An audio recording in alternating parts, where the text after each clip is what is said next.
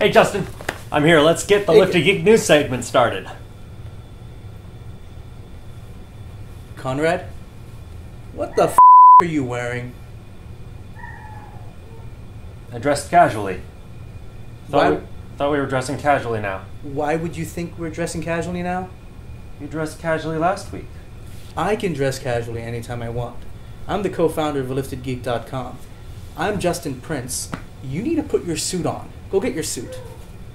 I didn't bring my suit. Then go buy a suit. I'm an actor. I don't have suit money. Oh, well, then I got the perfect advice for you. You could take your white trash ass to Walmart and buy a suit. I hate Walmart.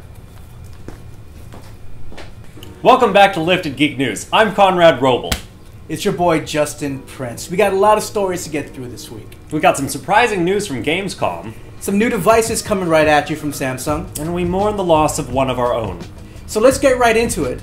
Well, it looks like the Samsung Galaxy Note 4 has been leaked. This week, courtesy of GSM Arena, some photos of the next Samsung Galaxy device in their Note line has hit the interwebs.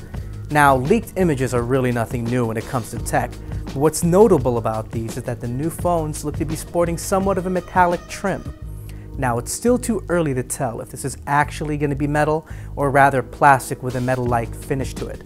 But if Samsung is indeed upgrading the materials in their Galaxy line, this could seriously pull away users from devices that are generally seen as more luxurious, like the iPhone 5S or the HTC One M8. Samsung fell short in their sales predictions with the Galaxy S5 this past spring, but maybe this next phablet could be the one to push Samsung back into being a smartphone contender. In more smartphone-related news, South Korean electronics giant Samsung has unveiled the first device looking to be part of their new line of metal-frame smartphones. Previous devices have been housed in plastic, so this departure puts Samsung right up there with other luxury handset companies like HTC and Apple. The 4.7-inch device will feature a 1280 by 720 pixel display, octa or quad-core processor, the latest version of the Android KitKat version 4.4.4, and a 12-megapixel camera. Pretty high specs. No release date has yet been announced, aside from the UK, which should be getting the device in early September. Brand new IP coming at you from BioWare. Hot on the heels of Casey Hudson's departure, the AAA developer has unveiled a new brand at Gamescom. Shadow Realms will be an action RPG set in a modern world, with gameplay similar to Fable Legends. Jeff Hickman, GM of BioWare Austin, has revealed at Gamescom that the new IP is inspired by tabletop RPGs like Dungeons & Dragons. Jeff Hickman, GM of BioWare Austin, has revealed at Gamescom that the new IP is inspired heavily by tabletop RPGs. Much like how a dungeon master controls the setting of a tabletop game, Shadow Realms will pit 4 players against one Shadow Lord that throws all manner of baddies at the party. The game will be released episodically on PC with no concrete release details yet. In an on-set photo tweeted this week, Mark Hamill looks to be sporting some serious whiskers on the set of J.J. Abrams' forthcoming Star Wars Episode 7.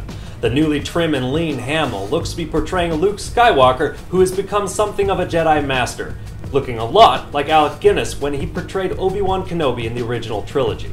Contrary to how Luke has been described in the expanded universe, could this be further proof that the new trilogy will stray far from the books that have been released in the decades since the original Star Wars? Looks like Hellbreak has been delayed. Oni Press regrets to announce the departure of colorist Jordi Belair, welcoming Dave Stewart to Hellbreak, the upcoming creator-owned series by the superstar team of Cullen Bunn of Six Gun fame and artist Brian Chirilla. Slated to debut in October originally, Hellbreak has now been pushed to March 2015. Perhaps the most lauded and influential colorist in comics today, Dave Stewart, is coming aboard to give Hellbreak the lushly terrifying palettes they demand. While the delay is unfortunate, the final product promises to be nothing short of astonishing. Some big names have been attached to the next Silent Hill game, titled Silent Hills.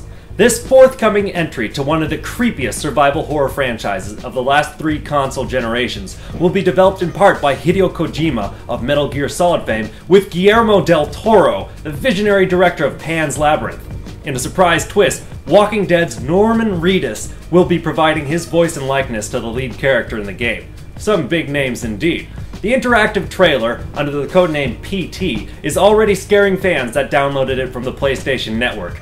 Keep it locked as we hope to bring you more details as a concrete launch date is revealed.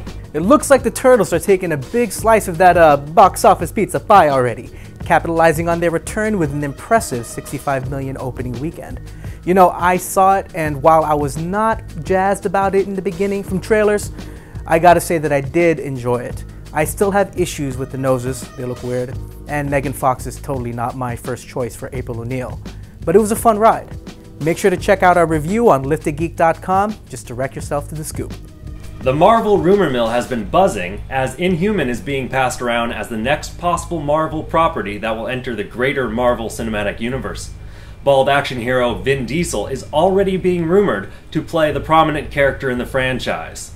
How will he manage to be two characters in the universe, seeing as he's already Groot from Guardians of the Galaxy? We'll see, as new details are going to be released soon. Metal Steam? Looks like you won't be needing the next-gen consoles to play the next Metal Gear Solid game. With Metal Gear Solid 5 Ground Zeroes and The Phantom Pain coming to Steam, this is some exciting news for anyone who is a huge MGS fan and hasn't yet adopted the next-gen gaming consoles. I know LG creative team member Josef is pretty jazzed, along with many a player on Valve's Steam platform. Yes! I hear you, Joseph. In some sad news, I'm sure you are all well aware that we lost a legend this week. Robin Williams has passed away. His death ruled a suicide. The surprising death is even more tragic, coming from a man who put many a smile on moviegoers' faces. In case you didn't know, Robin Williams was a huge geek. A fan of Neon Genesis Evangelion, and a huge Zelda nerd, he even named his daughter Zelda Williams, after the famous Hylian princess. Though tragic, this does serve as an opportune time to address depression as an illness. Regardless of your fame or fortune, no one is immune to depression. We at Lifted Geek urge you, if you feel like you are facing a crisis, to contact the Suicide Prevention Lifeline at 1-800-273-TALK. That's 1-800-273-8255. In some new developments, it has been revealed by Williams' wife that he was also tackling the onset of Parkinson's disease. Our deepest condolences to his family and to all of Mr. Williams' fans who were saddened by his passing. We never did have a friend like you.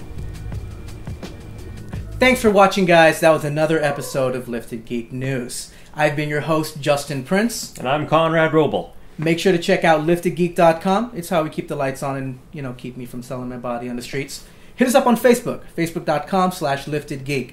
Hit us up on Twitter. Hit us up on Instagram. It's at LFTDG33K. And hey, just for shits and gigs, why don't you try to look up Conrad over here on IMDb? Well, save yourself 5 minutes and just stay frosty, Internet. And get lifted. Yeah. Second show, right? Yeah. I do have a problem with the shirt. You said tux. I said tux. You said tux from Walmart. That's it. Oh.